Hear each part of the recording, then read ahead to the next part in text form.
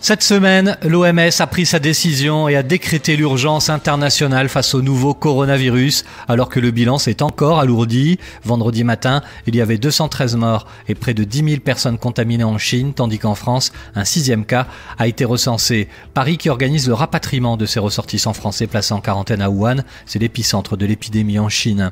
Le Royaume-Uni fait ses adieux à l'Union européenne après le vote de la Chambre des communes puis du Parlement européen. L'heure du Brexit a été programmée vendredi à minuit, montre en main. C'est la fin d'un interminable feuilleton qui avait débuté le 23 juin 2016 avec le vote sur la sortie du pays de l'Union européenne. Cette semaine, le monde du sport a aussi été bouleversé par la mort de la star des Lakers, Kobe Bryant. Dimanche dernier, son hélicoptère s'est écrasé en Californie, provoquant le décès de 8 autres personnes, dont sa fille de 13 ans. Selon les premiers éléments de l'enquête, l'appareil du basketteur américain a été victime du mauvais temps. Autre disparition, celle du célèbre directeur de cabaret Michou, à l'âge de 88 ans. Il est décédé dans la nuit de samedi à dimanche, victime d'une maladie respiratoire, après avoir été hospitalisé la semaine dernière.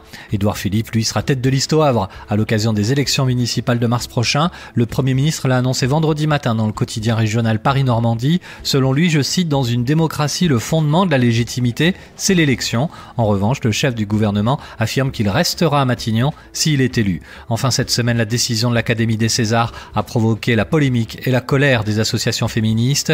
Le film J'accuse de Roman Polanski est en tête des nominations avant la 45e cérémonie qui aura lieu le 28 février. Son long métrage en compte 12 au total, alors que le cinéaste est poursuivi pour le viol d'une adolescente de 13 ans. C'était en 1977.